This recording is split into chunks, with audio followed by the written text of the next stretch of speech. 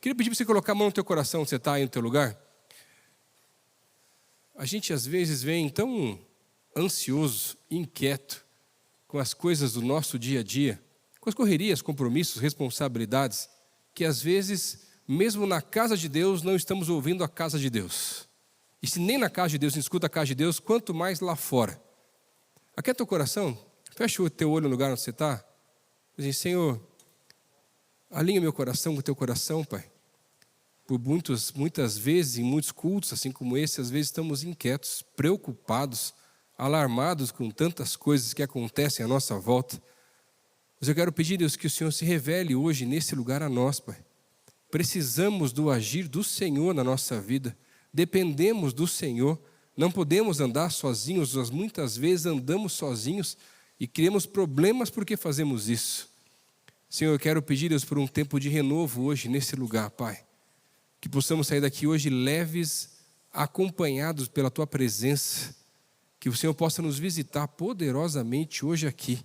E se revelar, Deus, de maneira singular a cada um de nós hoje. Essa é a minha oração, Deus, no nome de Jesus. Amém. Amém, amém. Antes de entrar na mensagem, só, gente, eu queria que você me ajudasse também, pedir o pessoal da comunicação colocar para mim ali um QR Code aqui na tela. Nós temos orado na nossa igreja, para você entender um pouquinho o que acontece.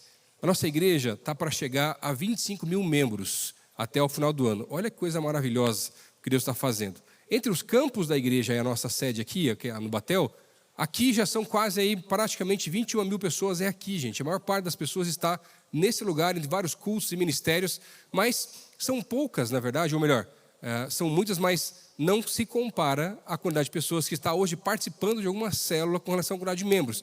É mais ou menos aí com um terço de pessoas que estão participando de célula, tá? Mas a célula para nós, na visão da nossa igreja, ela faz parte de uma visão não só de ganhar gente para Jesus, que também é um dos objetivos, mas de pastoreio, de cuidado. Você conhecer gente nova, você ser inspirado e preparar também para cuidar de outras pessoas. A palavra de Deus vai dizer que a seara é grande e os trabalhadores são poucos. Essa é uma dinâmica interessante do reino de Deus, porque sempre vai faltar trabalhador.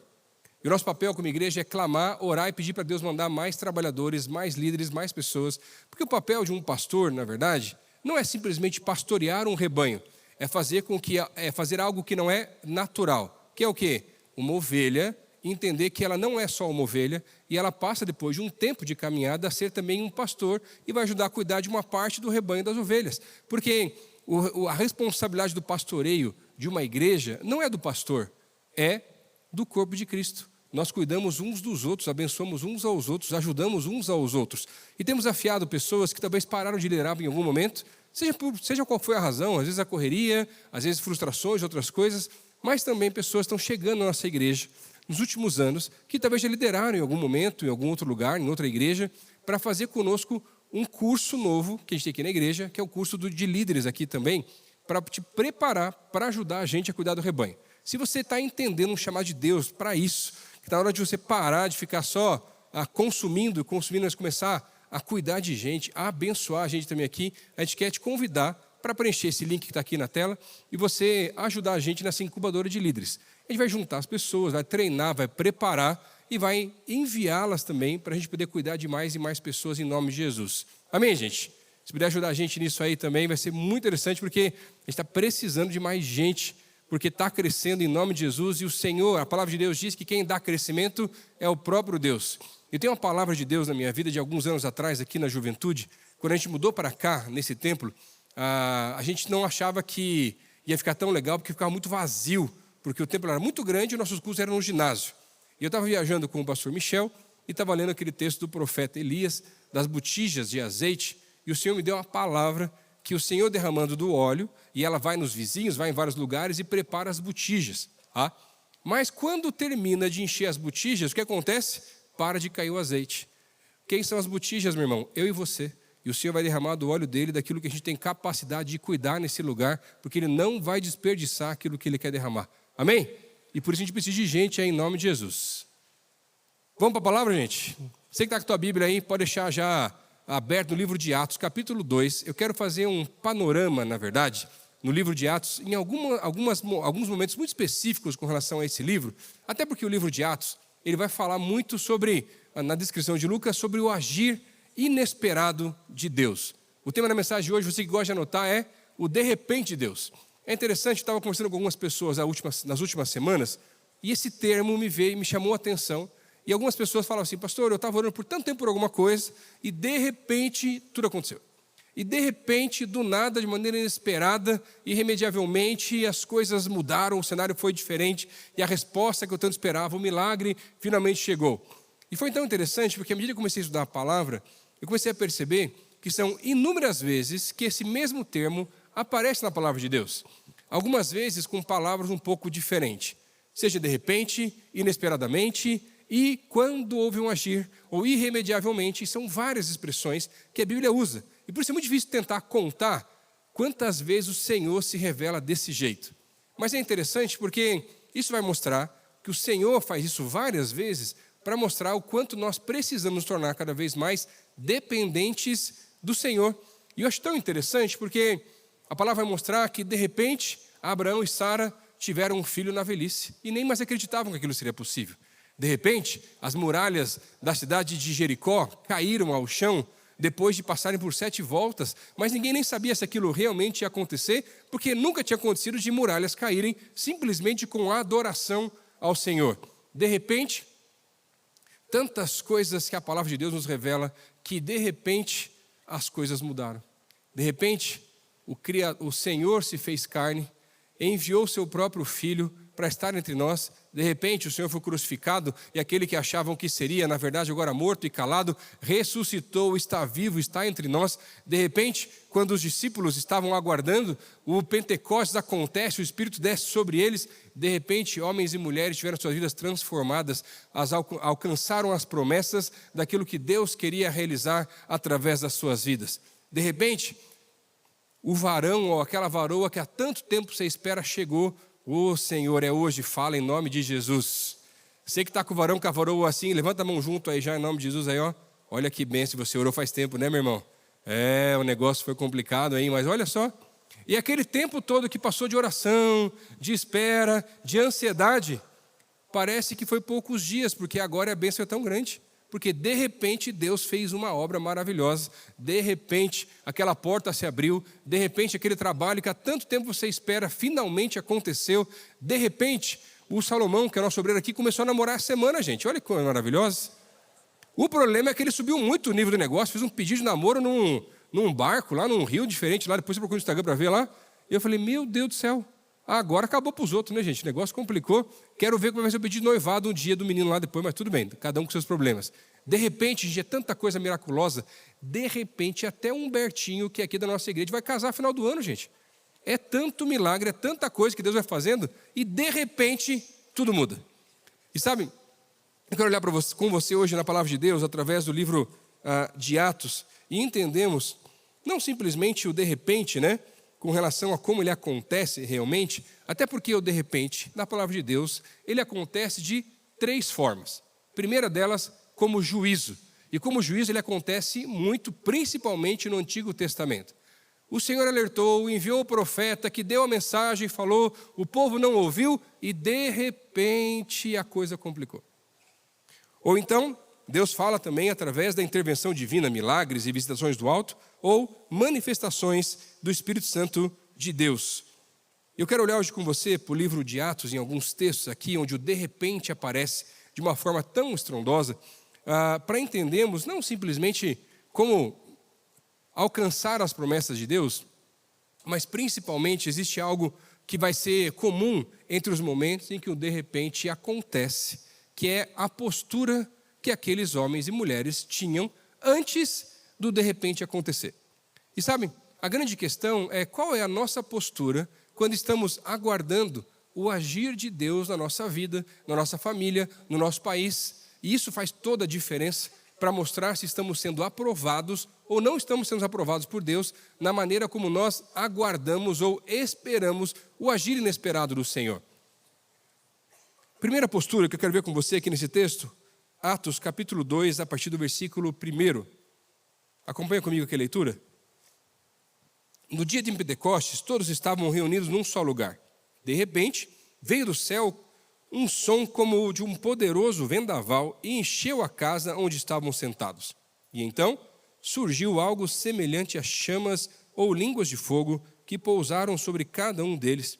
Todos ficaram cheios do Espírito Santo e começaram a falar em outras línguas, conforme o Espírito Santo os habitava.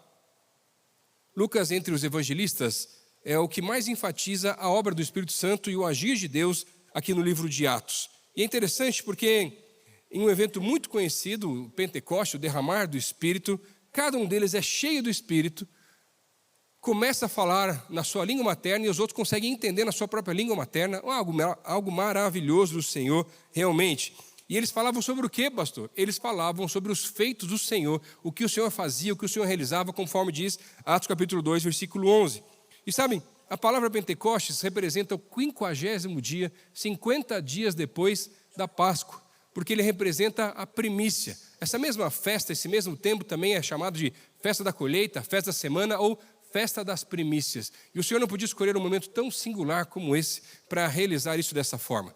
Mas é interessante porque depois da ressurreição do Senhor, ele passa ainda um tempo junto com seus discípulos. E tem vários relatos de aparições do Senhor em que ele continua preparando os discípulos para a obra que viria após aquele momento. Até que vamos chegar aqui no livro de Atos, capítulo 1 e capítulo 2, onde o Senhor vai subir aos céus e ele chega com uma orientação clara e nebulosa para os seus discípulos. E ele fala assim, olha, eu vou para junto do Pai e vocês vão aguardar aqui por alguns dias e o Espírito vai vir, mas se eu não for, ele não pode vir. Então só espera. E foi-se embora. Irmão, Atos capítulo 1 vai revelar para nós que ele fala que ele vai passar esse tempo, vai subir, mas ele não fala qual é o tempo. Então, é claro por que a orientação do Senhor? Porque ele fala que ele era para simplesmente ficar ali e esperar um tempo.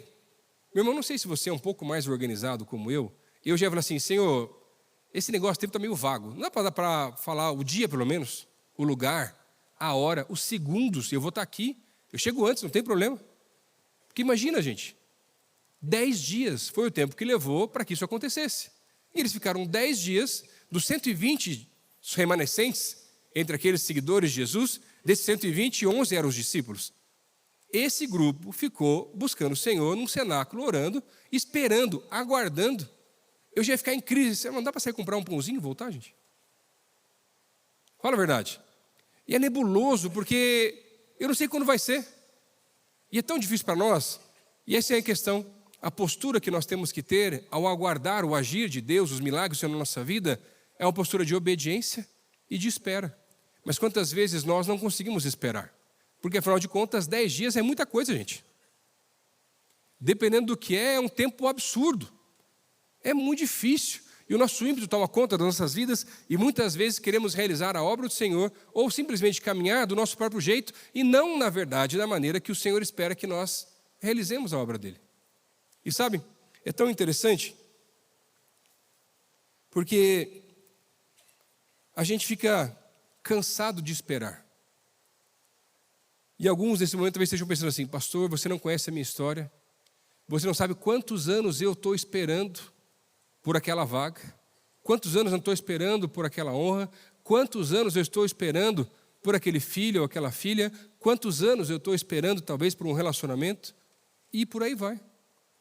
Talvez eu não saiba realmente quantos anos fazem, mas eu sei, como um pai que tem o maior desejo de realizar os sonhos dos seus filhos, que o Senhor tem o desejo de realizar os sonhos e os desejos dos seus próprios filhos. E meu irmão, pode estar demorando, mas demora mais porque você fica se comparando com os outros. Você para de ser invejoso. É ou não é verdade? Né?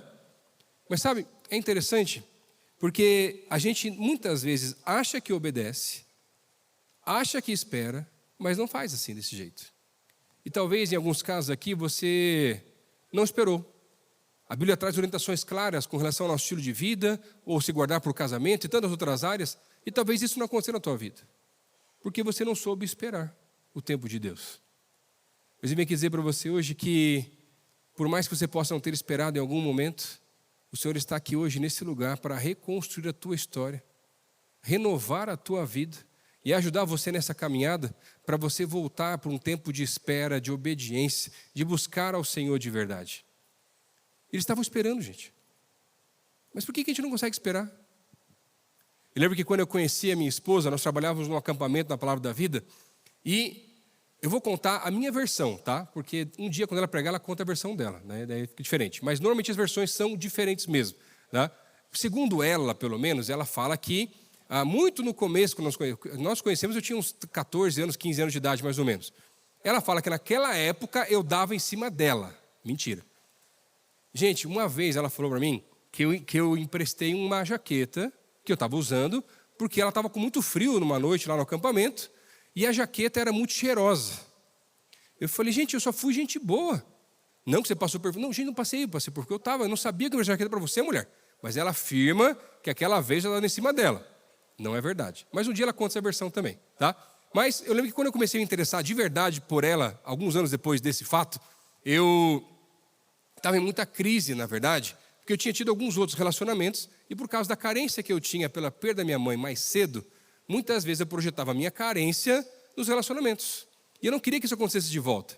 Ela ia fazer um intercâmbio fora do país, durante uns 8 meses, e eu falei assim, então tá bom, eu vou ficar na minha, eu vou esperar e sentir Deus falando assim, espera, filho, eu quero tratar coisas do teu coração.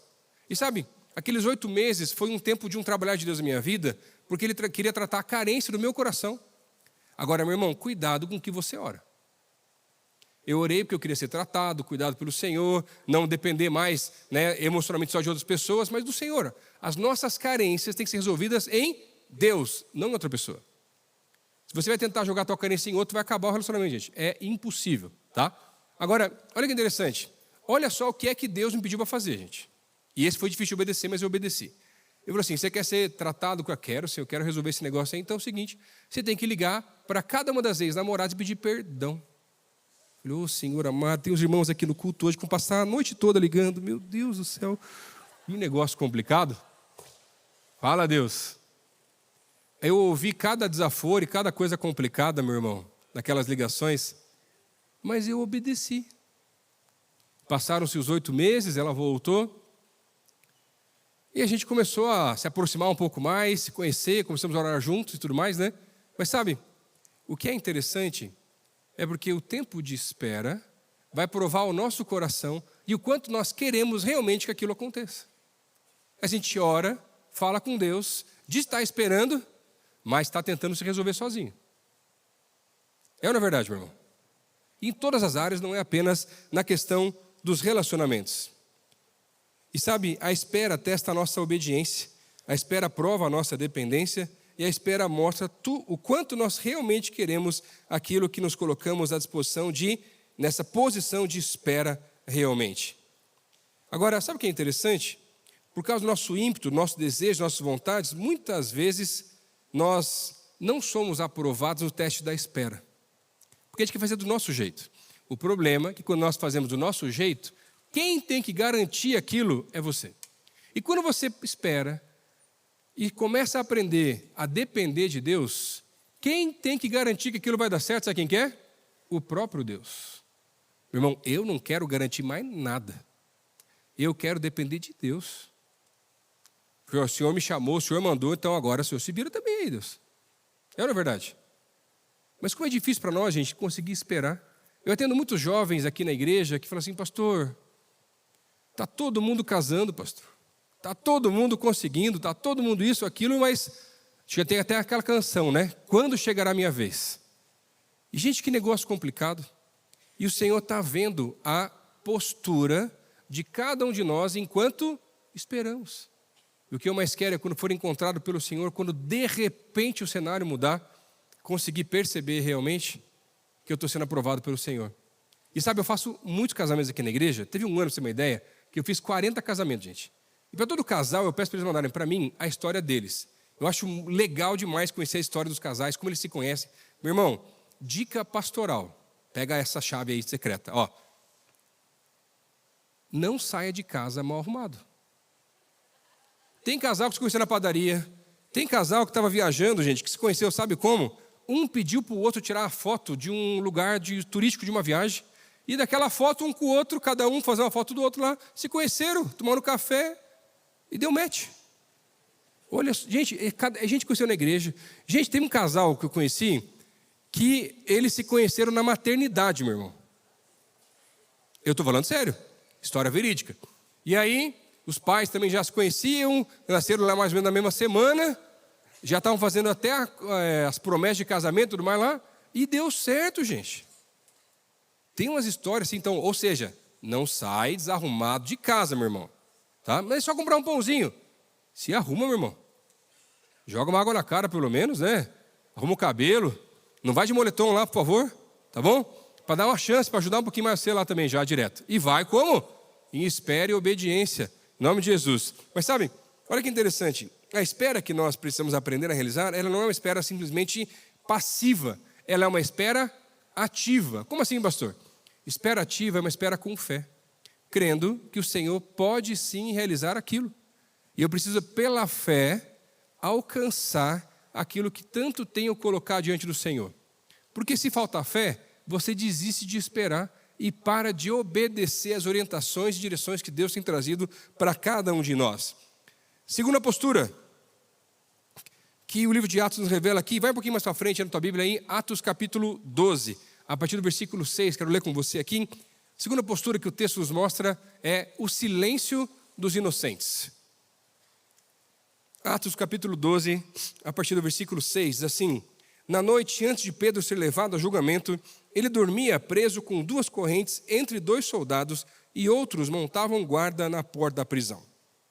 De repente, uma luz intensa brilhou na cela e um anjo do Senhor apareceu, tocou no lado de Pedro para acordá-lo e disse: depressa, levante-se, e as correntes caíram dos pulsos de Pedro. O livro de Atos é um relato maravilhoso de intervenções divinas na vida da igreja primitiva.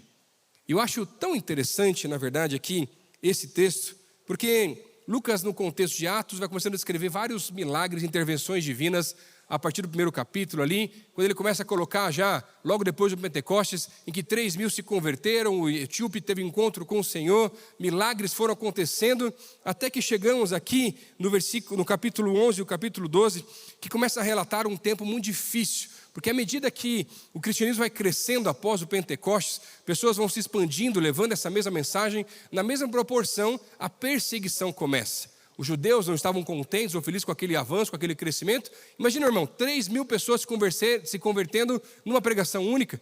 Que coisa maravilhosa, mas isso gera uma indisposição. E naquela época, Cláudio, o imperador de Roma, já havia destacado e colocado Herodes, o primeiro filho de Herodes o Grande, o que é chamado de Agripa, para ser o governador da região da Judéia, daquela época. E aquele homem tinha uma grande inimizade porque ele queria, com os cristãos, porque ele queria agradar os judeus, porque ele não queria tumulto, ele não queria complicações, ele não queria coisas complicadas acontecendo no seu reino que pudesse, de alguma maneira, tirar aquilo que ele havia conquistado realmente. E aí, os judeus pressionavam muito à medida que o cristianismo crescia, para que o governo, ou o próprio Herodes, aumentasse a perseguição, prendesse os cristãos, e em contrapartida, ele ia conseguindo favor dos judeus. E é interessante, sabe por quê? Eles estavam sendo perseguidos, mas aquilo era uma injustiça. Por quê? Sabe por que eles tinham sido presos?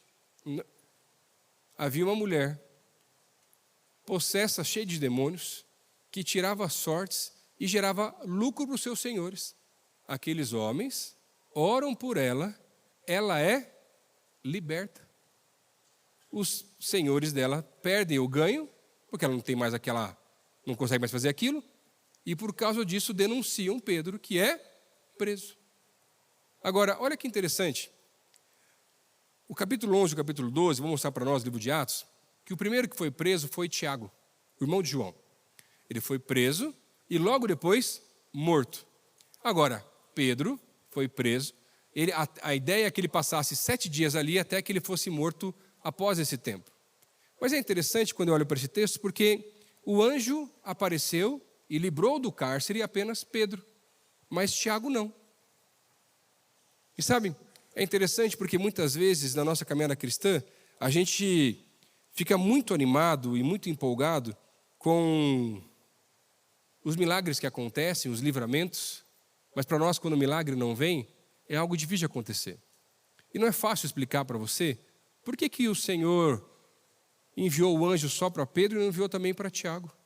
Eu não consigo entender muitas vezes o propósito de Deus em meio ao martírio ou situações como essa também. Mas sabe, é interessante quando a gente olha para o livro de Romanos, onde Paulo vai escrever no Romanos 8, versículo 14, ele vai dizer assim: porque se vivemos, para o Senhor vivemos, e se morremos, para o Senhor também morremos. Quer pois vivamos ou morramos, somos do Senhor. Mas, meu irmão, trazendo para você e para mim, como é que você reage às injustiças dessa terra? Como é que você reage, qual é a tua postura quando você é injustiçado, quando você é mal falado, quando as pessoas apontam o dedo para você e começam a te julgar ou simplesmente a colocar uma culpa que não é tua de verdade? Qual é a tua postura? E quando eu olho para esse texto, a postura de Pedro é sensacional. Por quê? O texto vai dizer que ele estava preso e estava dormindo. Senhor, eu queria aprender a passar por coisa complicada e descansar no Senhor. Porque eu fico inquieto, eu fico ansioso, eu fico tentando bolar planos na minha mente. Eu fico imaginando no caso de Pedro, de repente ele vai pensar assim: não, então eu estou aqui injustamente e o Senhor vai me livrar, eu vou mandar cartas para os discípulos para que a igreja possa estar orando e outras coisas mais, e tentando pensar em estratégias, ferramentas para que ele pudesse se livrar daquilo. Mas ele confiava tanto no Senhor que ele descansa, ele dorme, gente. Senhor, eu não sei fazer isso. E sabe o que é interessante? Ele podia tentar qualquer coisa. Ele podia tentar buscar a justiça com as próprias mãos, por mais que estivesse preso.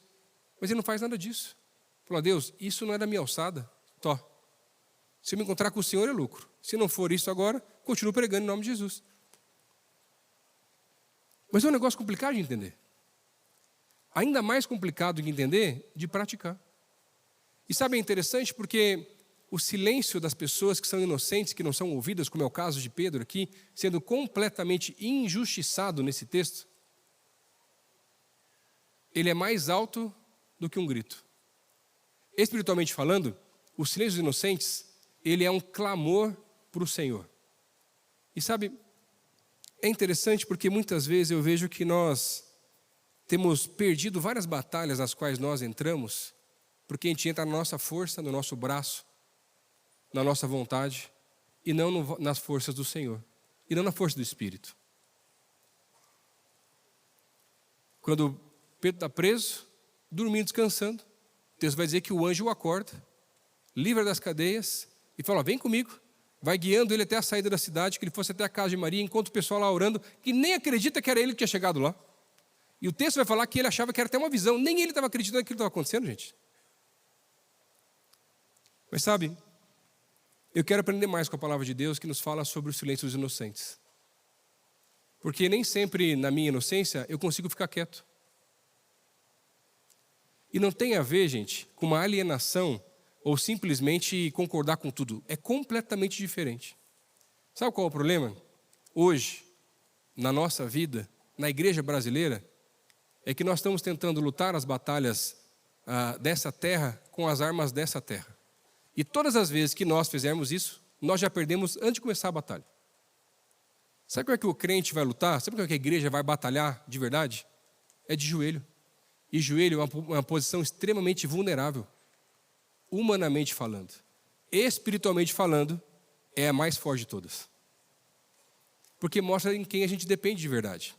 Mas sabe, eu tenho orado faz um tempo e tenho sentido cada vez coisas mais complicadas em meio à nossa sociedade, ao nosso país. E não que o nosso país seja perfeito, tem vários problemas, e você sabe disso, não precisa nem destacar eles, mas também não tem país perfeito também, tá? E uma coisa, meu irmão, queria dar uma palavra para você. Se você está orando, buscando direção, porque pelo cenário você está querendo ir embora e está querendo mudar de país, se Deus falou para você ir, amém. Se Ele não falou, meu irmão, para de querer fugir, fica aqui e vai ajudar a reconstruir esse país aqui em nome de Jesus. Mas voltando para a mensagem, sabe o que tem acontecido? Eu creio que nós temos perdido a batalha que Pedro venceu. E a batalha que Pedro venceu é a batalha do coração, da dependência. Ele podia tentar milhares de coisas, mas não fez nada. Por quê? Quem quer ter o juízo, meu irmão? É o Senhor? Você mesmo? Qualquer outra pessoa? E sabem, É tão complicado algumas coisas que a palavra de Deus nos pede para fazer, porque quando o Senhor nos pede para dobrar o joelho e ficar em silêncio em alguns assuntos, a gente não quer. Eu quero brigar, eu quero falar mal, eu quero postar, eu quero me defender. É ou não é verdade, meu irmão? Chega a coçar o dedo para postar alguma coisa, não é verdade? É ou não é? Mas quantas vezes você, no teu ímpeto, postou algo que não devia ter postado? Fala, Deus. Hoje vai limpar a rede social em nome de Jesus. É ou não é? A gente faz isso direto, gente. Mas sabe, o problema da batalha do coração é que a gente vai deixando as situações à nossa volta contaminarem o nosso coração. Sabe o que acontece? Você vai ficando com ódio. Ódio é coisa de crente, gente? Não deveria. Rancor, falta de perdão, e aquilo vai contaminando você, teu coração, as tuas palavras, o teu semblante, as pessoas à tua volta. E quanto maior a injustiça, pior fica. É ou não é verdade? Se você fica vendo jornal demais hoje em dia, meu Deus, meu irmão, que negócio complicado. Agora, olha só qual é o problema. O nosso país está polarizado, tá? Direita, esquerda, é ou não é verdade? Qual é o problema? Eu creio que nós estamos perdendo a batalha do coração, sabe por quê? Nós, como igreja, temos nos tornado cada vez mais intolerantes com quem pensa diferente da gente. Uma igreja sadia é uma igreja que tem várias idades, vários tipos de pensamento, que muitas vezes não vão ser os mesmos que o teu. Quantas vezes, ou melhor, será que você não está na hora de você limpar mais o teu coração, tirar esse ódio todo e voltar para o teu grupo da família do WhatsApp, que você não aguenta mais aquele tio, a tia que falando um monte de coisa de política? Fala a verdade. As últimas eleições foi um divisor de águas, né? Os grupos de família que se mantiveram, só Jesus na causa. É ou não é? Você perdia a paciência, chegou a ficar com raiva. Meu irmão, o Senhor quer restaurar hoje irmãos em Cristo que se afastaram. Sabe por quê? Colocaram a política acima de Cristo. E eu não estou aqui para dizer para você que você tem que ser de direita ou de esquerda. Não é sobre isso essa mensagem. Essa é a mensagem que está para dizer para você que está na hora de você voltar a amar quem Jesus ama. E que por causa de posicionamentos teus, que nunca deveriam estar acima de Cristo, você se afastou. Gente, a gente está tão intolerante uns aos outros que a gente começa a falar que o outro é ignorante. A gente não tem paciência para ouvir ou tentar entender o pensamento do outro. Você pode não concordar, meu irmão, está tudo certo. Mas você percebeu como ele tem se afastado? Vamos mudar um pouquinho o assunto? Vamos sair da política? Meu irmão, só Jesus faz a gente conseguir amar até a sogra. A minha é uma benção. É ou não é verdade, meu irmão? Só Jesus faz o atleticano amar um coxa branca. E vice-versa. Meu irmão, tem gente que eu conheço que não consegue, por causa de um rancor, de um ódio, com relação a outro clube de futebol, não consegue usar roupas da mesma cor daquele clube que é o adversário. Meu irmão, deixa de ser criança. Você está entendendo o que eu estou falando, gente? A gente está dividido. E não é só política, tem várias outras coisas. O que está dividindo o teu coração? O que está fazendo você perder essa batalha? Eu acho muito bonito aquele texto, João capítulo 16, versículo 33, que vai dizer que a gente que o Senhor já venceu, né? E vai falar sobre o ânimo, tá? Deixa eu até ler o texto que fica mais fácil, junto a gente acompanhar aqui, ó. Tenho-vos dito isso, para que em mim tenhais paz, no mundo tereis tribulações. E tem mesmo, Deus. Mas tem de bom ânimo, eu venci o mundo. Eu acho interessante porque quando a gente vai para a versão original, no grego aqui desse texto do livro de João, o tem de bom ânimo, na verdade, tem um outro sentido na versão grega. No original, no lugar de ter bom ânimo, o que ele vai falar, sabe o que é? Nunca perca o seu coração. Assim como o próprio Cristo não perdeu o coração, não se vendeu, não se deixou levar por coisas dessa terra. E cumpriu o seu propósito até o final. Agora, qual o problema? Muitos de nós temos perdido o nosso coração. Nosso coração está cheio de ódio, rancor. É ou não é verdade, gente? Eu disse, Senhor, é tão difícil para mim, Senhor.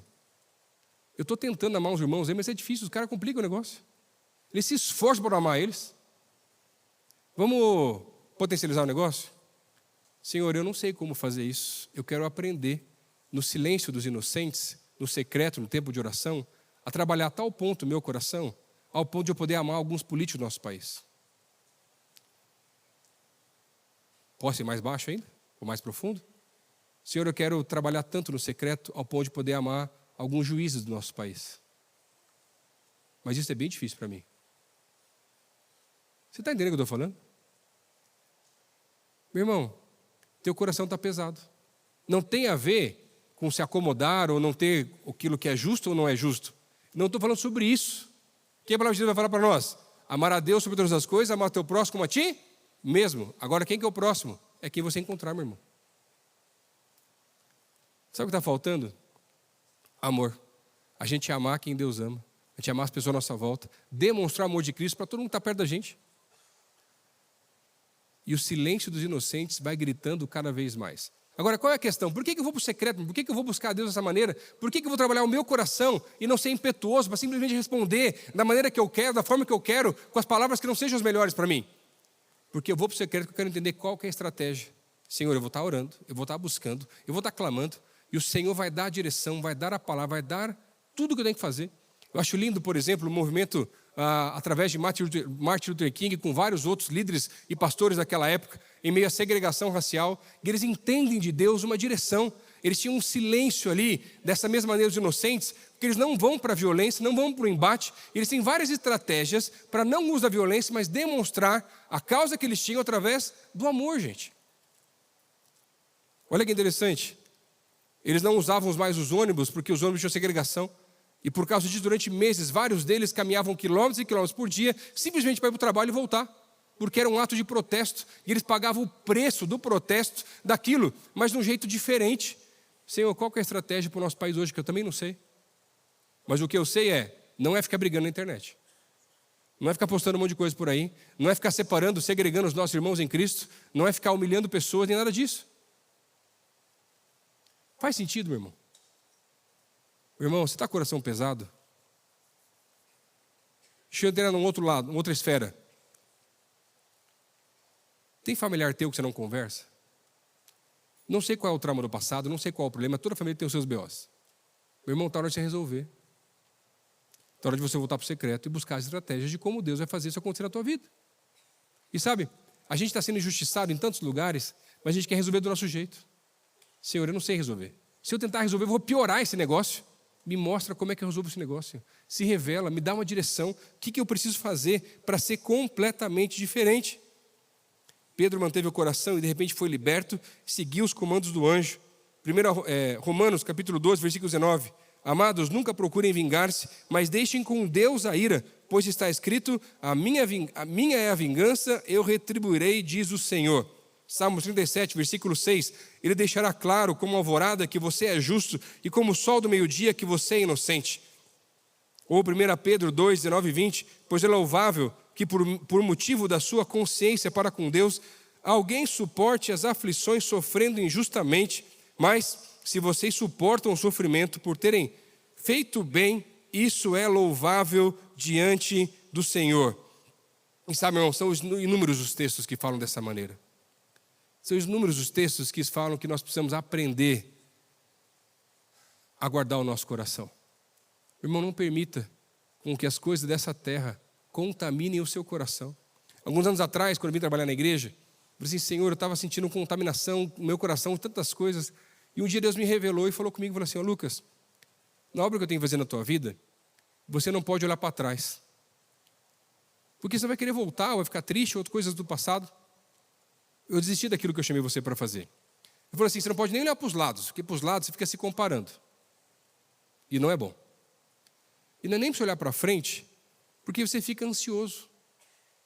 Eu falei, Senhor, então como é que eu faço para lidar em meio aos medos, receios, situações dessa terra? Meu irmão, o crente tem que andar olhando para cima, confiando que Deus vai dar o próximo passo. Lâmpada para os meus pés é a tua palavra e luz para os meus caminhos. Salmo 119, 105. Sabe qual a diferença? Eu confio tanto que eu parei de simplesmente olhar para as coisas dessa terra e eu comecei a olhar para o alto. E o Senhor não abandona a gente, meu irmão. Para, irmão. Para de ficar brigando. Para de ficar gastando força. Para de ficar se estranhando. Volta para o secreto. Deus vai dar a direção. Deus vai mostrar como fazer, como amar até quem a gente não gosta. E isso vai transformar, sabe o quê? Você. As pessoas à tua volta, a tua família e quem mais passar pelo teu caminho. E sabe, eu acho tão interessante.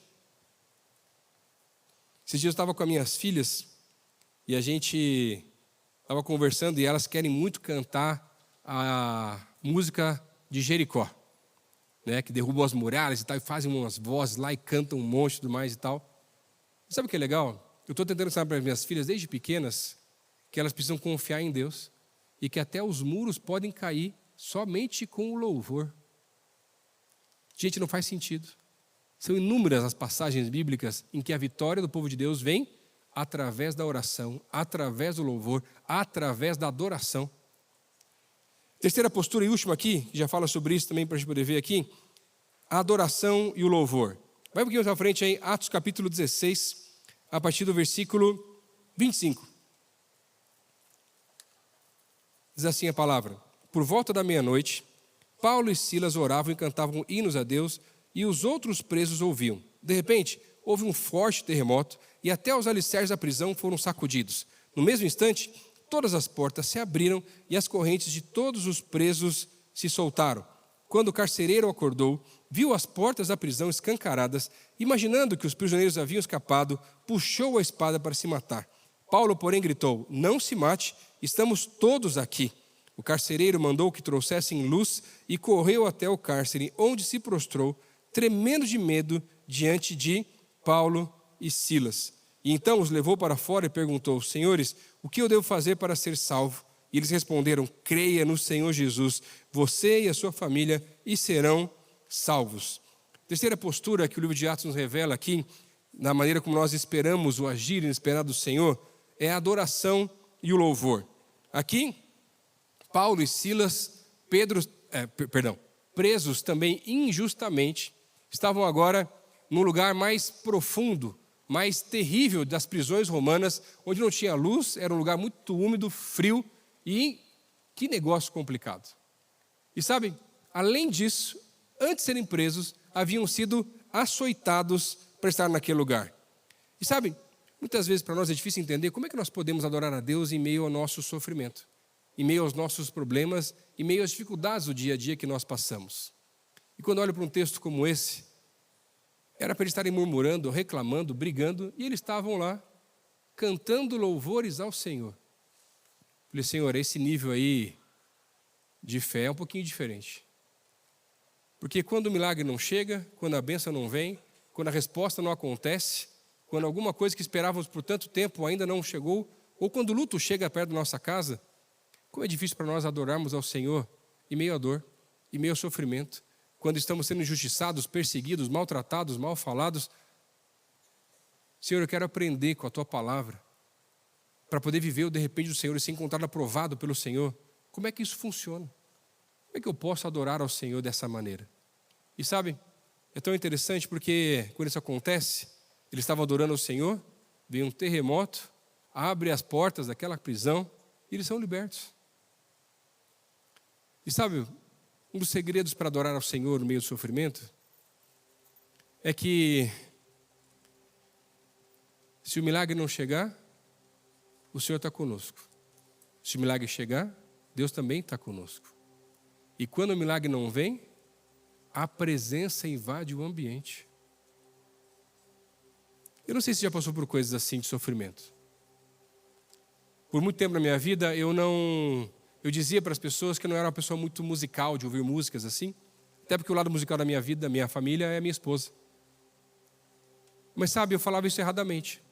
Que quando a gente está cheio do Espírito do Senhor, o louvor transborda do nosso coração. E você pode ter uma voz não tão boa que nem a minha, para cantar pelo menos. Mas foi Deus que deu, então Ele que aguente também. Mas sabe, a adoração ao Senhor não é apenas o louvor. A adoração ao Senhor é a forma que nós vivemos, a forma que andamos dependendo do Senhor, a forma que conversamos com as pessoas, a forma que amamos as pessoas. E as canções vão invadindo cada vez mais os ambientes. E gente, no meu carro, na minha casa, o que eu quero mais e mais é ter cada vez mais os louvores do Senhor, a gratidão ao Senhor, invadindo o ambiente, mesmo quando o milagre não vem, mesmo quando os problemas estão chegando, mesmo quando as dificuldades aparecem. Porque eu não posso simplesmente ter um relacionamento com o Senhor que ele é nivelado pelo sofrimento, e quando eu estou sofrendo, ou porque ele não respondeu aquilo que eu queria, eu me afasto dele. Isso revela só a minha imaturidade. Mas pastor, fazem tantos anos que eu espero por uma resposta.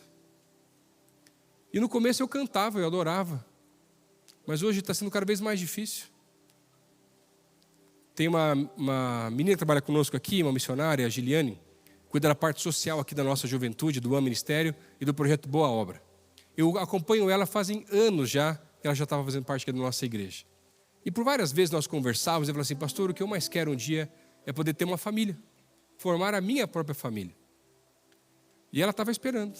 Os anos foram se passando, e eu não sei o que acontece no meio do público feminino, mas tem umas idades, parece uma idade meio tensa. Já me falaram que é 25 ou 30 anos, que é um negócio meio complicado. Gente, isso é pressão da sociedade. O que é de Deus está guardado. Fica tranquilo, minha irmã. Fala assim, recebo, pastor. Ficou forte agora o negócio aí, hein? Amém. Mas sabe, os 30 chegaram também. Mas o legal, por mais que era uma área que ela queria muito que acontecesse, ela tinha um semblante de alegria. A adoração continuava, a obra não parava, e ela não parava a vida porque aquilo não tinha acontecido ainda. Até que um dia, de repente, um casal de amigos, conversando com ela, falou assim, eu acho que você daria muito certo com um amigo nosso. Por que não falaram antes? Feliz, né? E falaram. Ela estava em Curitiba, ele na Alemanha, começaram a conversar e deu match. Gente, Deus é tão bom que deu a mesma data para cada um em separado, a data do casamento. E quando contaram para o outro, era a mesma data. E quando Deus faz a obra, meu irmão, de repente, as coisas acontecem. Mas para de repente acontecer, a gente tem que ser encontrado pelo Senhor em obediência, esperando, aguardando as promessas, aguardando as palavras, em meio às estratégias que Ele coloca para nós, no silêncio dos inocentes, que está gritando aos céus, mas também adorando ao Senhor, mesmo quando isso ainda não aconteceu, crendo que o Senhor tem escutado as nossas orações e um dia, de repente, aquilo vai acontecer em nome de Jesus. E de repente, pais que têm orado faz tempo vão ter os seus filhos nesse lugar em nome de Jesus. E de repente, homens e mulheres têm buscado o seu cônjuge, a sua família, vão ter as suas famílias em nome de Jesus. E de repente, aqueles que têm buscado uma relocação, um trabalho, algo de uma porta que não se abriu ainda, vão ser encontrados e de repente, tudo vai mudar nesse ambiente em nome de Jesus. E de repente, o Espírito do Senhor nos alcança e o nosso propósito muda. E de repente, homens e mulheres nesse lugar que têm dúvidas com relação ao seu chamado, vão ser chamados pelo Senhor. Novos pastores, missionários, ministros, ministras nesse lugar serão levantados em nome de Jesus. E de repente, o cenário muda e a presença invade o ambiente. E sabe, hoje eu vim aqui orar com pessoas que querem ser encontradas, aprovadas pelo Senhor, antes do de repente chegar. Porque se o de repente chega e não estamos sendo aprovados, ou vivendo dessa maneira como os discípulos, o de repente vem como juízo. Assim como foi com Paulo, quando teve encontro com o Senhor, Atos capítulo 9, uma luz invade aquele lugar, no caminho para Damasco, e ele passa de perseguidor para pregador do Evangelho. 3 dias sem conseguir enxergar, mas de repente, o Senhor fala com Ananias, que não queria orar por Paulo, e o manda encontrá-lo para orar por ele, e as escamas, os olhos caem de vez, e de repente, ele volta a enxergar, e realizar e começar uma obra profunda do Senhor. E sabe, de repente, coisas tremendas de Deus vão começar a acontecer nesse lugar, quando formos encontrados, aprovados na nossa espera pelo Senhor em nome de Jesus. Onde é que você não esperou, meu irmão? Está na hora de voltar a esperar. Hoje eu quero orar com pessoas aqui que querem ser aprovadas pelo Senhor nessas áreas. A ter o coração leve, não ter mais o coração tão pesado. Tira o ódio, meu. Tira o rancor em nome de Jesus. Se Deus falou com você hoje nesse lugar, fica de pé, eu quero orar com você. Senhor, eu preciso aprender a esperar e obedecer mais o Senhor. É tão difícil para mim, Pai. Para mim também. Senhor, eu quero meu coração mais leve porque as notícias e os cenários dessa terra têm pesado o meu coração. Mas eu sei que o Senhor nunca perdeu o controle, não perdeu o controle e não vai perder. Mas eu não quero perder o meu coração, Senhor. Que o nosso coração nunca seja encontrado pesado dessa maneira. Mas eu quero também, Senhor, restaurar a adoração da minha própria casa. Trazer os louvores de volta, a alegria, mesmo em meio às lágrimas ou à tristeza que podem ser encontradas em nome de Jesus. Irmão, você vai voltar para casa hoje no carro com os louvores no máximo, em nome de Jesus. Você vai voltar para casa, vai voltar para o teu devocional com mais e mais louvores, adorando ao Senhor e colocando cada vez mais a presença dEle na tua casa, na tua vida, em nome de Jesus. Mas eu quero orar com mais pessoas hoje aqui. Talvez você veio hoje nesse culto, em meio aos louvores e a presença do Senhor revelada nesse lugar, minhas histórias aqui. Mas quem é esse Deus que nos faz perdoar até quem a gente não gosta? Quem a gente tem ódio? Quem é esse Deus que faz tantos milagres? Quem é esse Deus que acompanha a gente, traz palavra, revela? E sabe, se você não teve ainda um encontro real e pessoal com Jesus, se Ele ainda não é o Senhor e Salvador da sua vida, você não vai ouvir a voz dEle. Você vai ler a Bíblia, ela vai ser simplesmente mais um livro, mas quando temos um encontro com o Senhor e lemos a sua palavra é viva e eficaz, ela fala aos nossos corações, porque o Espírito de Deus testifica no nosso espírito aquilo que Ele quer revelar para nós de verdade. E sabe, eu tive um encontro com o Senhor aos 9 anos de idade, e aquilo transformou completamente a minha vida, e eu nunca mais andei sozinho, eu só ando acompanhado pela presença dEle desde aquele dia então. E não tem nada melhor. E hoje, se você quer tomar essa decisão, convidando Jesus para ser o Senhor e Salvador da sua vida, eu queria que você repetisse uma oração comigo no seu lugar. Queria pedir para que todos fechassem os seus olhos nesse momento, e você que quer fazer essa decisão, essa oração, repete uma oração comigo no seu lugar. Pode ser em voz alta, mesmo onde você está, dizendo assim: Senhor Jesus, eu me arrependo pelos meus pecados. Eu quero te conhecer mais, Senhor. Escreve meu nome no livro da vida. Que o Senhor possa ser o meu Senhor e o meu Salvador. Que eu saia daqui hoje acompanhado. Que eu possa aprender a obedecer, esperar e buscar ao Senhor a cada dia. Essa é a minha oração em nome de Jesus. Amém e amém. Você fez essa oração? Levanta a mão no teu lugar. Fez essa oração? Onde você está? Amém, amém, ali atrás. Quem mais? Amém, amém. Quem mais? Tem mais gente? Amém. Você que está levantando a mão, vem aqui na frente, eu quero orar com você. Vem para cá. Tudo tem a ver com a posição ou posicionamento. Se eu não conseguir me posicionar nem numa igreja, muito menos lá fora, eu quero ser encontrado aprovado pelo Senhor. Pode vir, pode vir. Temos alguns líderes aqui que vão ajudar a gente a estar orando com vocês também aqui. Se levanta a mão no teu lugar e vem para cá. Eu quero orar com você. Se você veio com algum amigo, traz seu amigo junto aqui nesse lugar. A gente quer orar com você, abençoar a tua vida. E sabe, o Senhor tem encontrado pessoas nesse lugar e está reescrevendo a história de muita gente. Se Deus falou com você, meu irmão, vem para cá em nome de Jesus. Tem mais gente que levantou a mão, vem para cá. Não precisa ter vergonha, fique tranquilo. Acho que é só orar pela tua vida. Amém.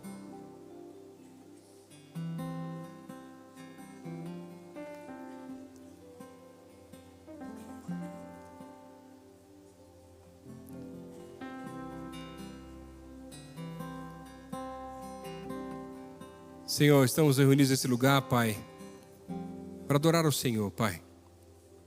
Essa igreja é uma casa de oração, a casa do Senhor, Pai. Mas esse lugar, sem as pessoas, é só um prédio bonito. Nesse lugar, Deus, pessoas são alcançadas, transformadas, direcionadas, restauradas. Eu quero pedir, Deus, hoje, que possamos sair daqui leves, como foi a oração no começo, Pai. Que o nosso coração está sendo alinhado com o Teu coração, Pai. Deus, não queremos mais o nosso coração pesado com amigos, familiares, pessoas que até nós não conhecemos ou não gostamos por posicionamentos ou situações. Mas, Pai, queremos aprender e voltar a aprender a esperar no Senhor e a obedecer aquilo que a Tua palavra nos revela, a Tua direção, Pai. Nos ensina a guardar, Pai. Nos ensina, Deus, a viver realmente de acordo com as Tuas estratégias, princípios, direções, o silêncio dos inocentes. E meio secreto, Deus, a nossa maior arma, a nossa maior ferramenta, que a gente possa ver grandes vitórias do Senhor acontecendo. No tempo ainda de Pedro, enquanto ele estava descansando, o Senhor julgou a sua causa. Herodes foi acometido de uma doença e não mais governava aquele lugar, Pai. Não queremos viver dessa mesma maneira. Queremos depender do Senhor como Pedro. Sermos encontrados, aprovados pelo Senhor, Pai. Descansando, dependendo do Senhor em tudo que fazemos, Pai. E Senhor, restaura a nossa adoração, Pai. mesmo em meio ao sofrimento, mesmo em meio à perseguição, mesmo em meio à dor, Pai, que possamos entoar louvores ao Senhor incansavelmente, adorando ainda mais o Seu nome, através da nossa vida, dos nossos posicionamentos, daquilo que fazemos, mas também através da nossa voz, Pai. Que o louvor, Deus, seja uma das marcas, Deus, da nossa igreja, Senhor, em nome de Jesus. Quando nos reunimos e quando estamos sozinhos, mas possamos adorar o Senhor em tudo que fazemos, Pai. Sela, Deus, os compromissos hoje colocados nesse lugar, Deus. Essa é a nossa oração, Pai. No nome de Jesus. Amém, amém e amém.